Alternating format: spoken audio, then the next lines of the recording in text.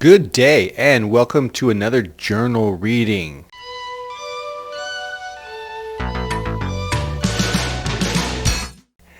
Hey, just let you know, in coming up, we're going to have Joe on as a special guest for a collaborative read and review of some stuff that we wrote way back when we were teenagers. Now, Joe comes up a lot in my journal in the 1980s because we were stepbrothers, same age, best buds, a real dynamic duo.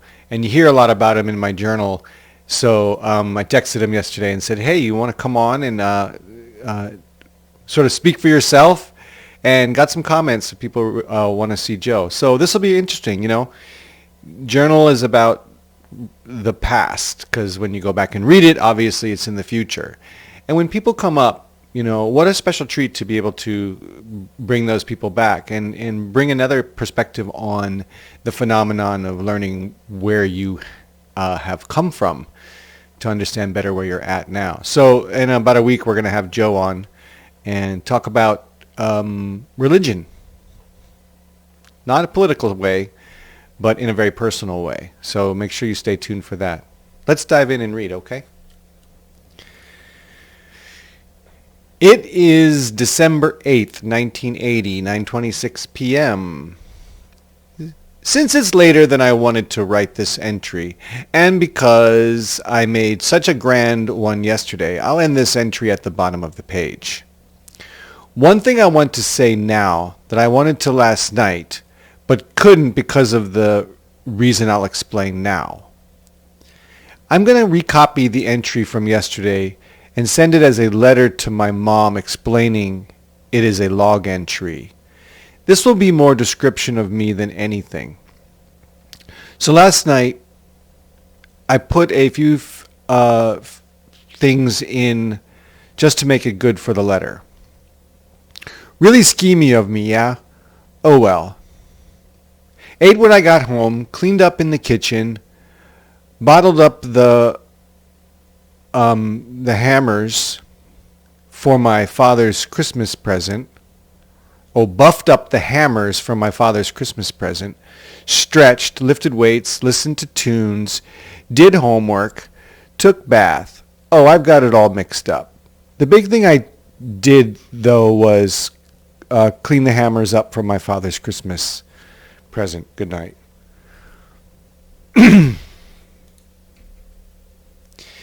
December 9th, 1980, 9:30 p.m.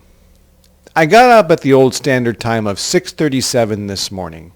I had me some Wheaties for breakfast and went through all of the morning preparations for school.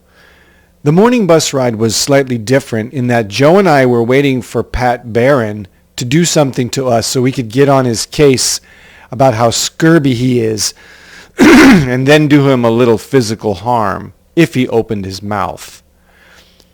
We watched Summer of My German Soldier in English in school. That is good.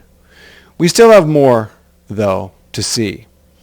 As I was saying, Pat did open his mouth on the bus on the way home. Let me explain.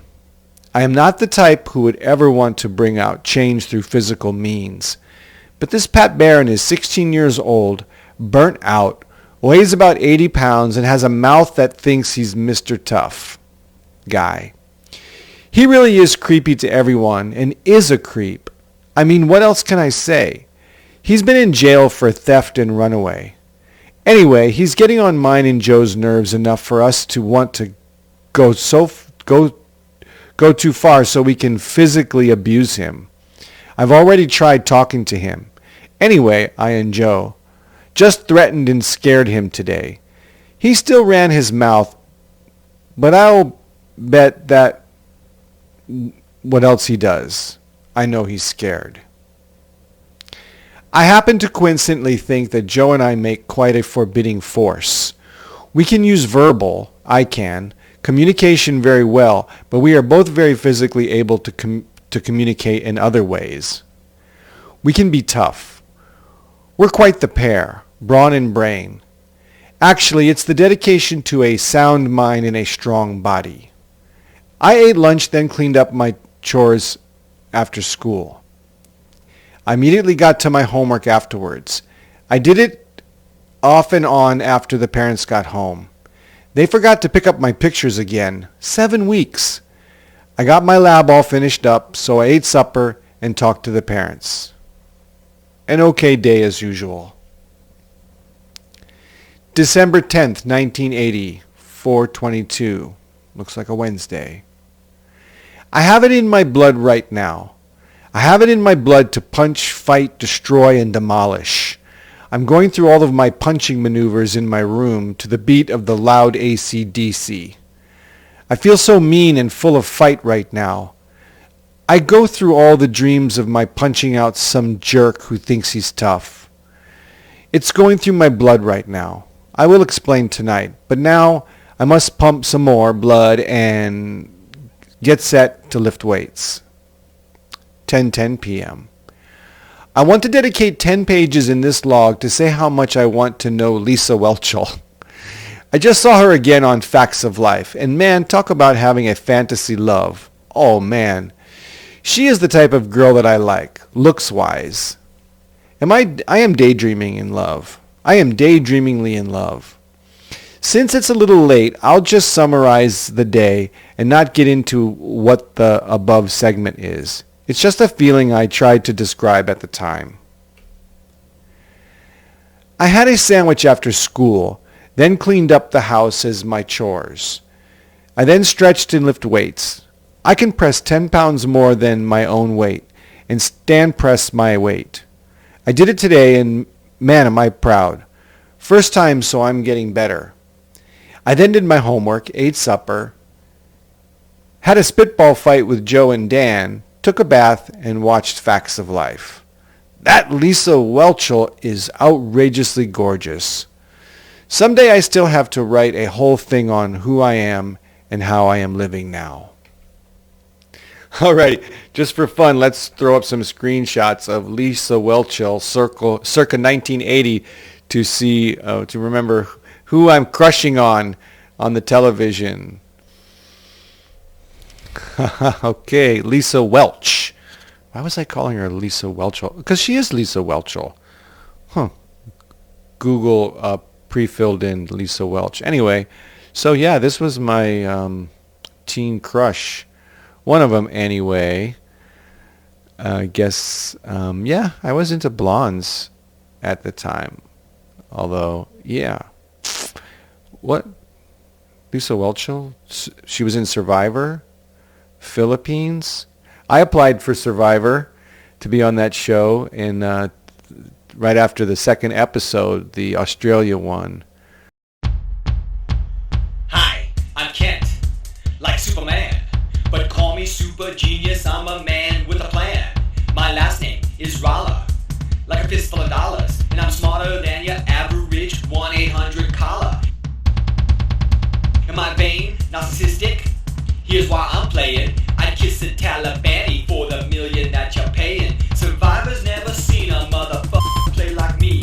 For a white boy, I can hang like chimpanzees from the trees. I can run 100 meters in 11 seconds flat, cause my bones are made of metal and there ain't an ounce of fat. I can gather more veggies than a hyperactive farmer, and for hunting down the beast, I'm going to wear my power armor. I can build a mansion from the mud faster than MacGyver next to me. The A-team can't change a flat tire. I can wire up a network with a dozen fiber switches and code an HD website like a demon cursed by witches. I broke my back racing on a motorcycle track, then taught my class on crutches just to keep from getting slack. I won my wife's heart, right, and love and poetry, cause my wood for her affection made the words flow easily. We got married in a chapel in Welchel by the Pacific. This woman's so terrific, only a guy like me could hit you. In what? In prosperity? Go ahead, say it, I'm a Renaissance dude. Michelangelo wishes he could paint me in the nude. Am I liberal, conservative? I have no ideology. Common sense motivates my strict integrity. I'm a jack-off of all trades, but I masturbate none. With me on the show, there's no limit to the fun. So finally, a contestant who's a real fire wire. Give me a shot on this episode of Survivor. And how'd she do? How'd she grow up? Let's see. Let's just say, oh, for fantasy's sake, that I did get with Lisa Welchel as a teenager, and then we spent our lives together. And this is, who knows what this date is, but good-looking lady. What can I say? Yeah. Let's do a quick one. Lisa Welchel, Mouseketeer. Was that what they were called? I still can't spell for crap. Oh, here we go. Yeah. Here she was as a Mouseketeer when I first came across her and got my crush on. Here's a YouTube. Lisa Welchel on Facts of Life. You know, actually I first started crushing on her when she was a Mouseketeer.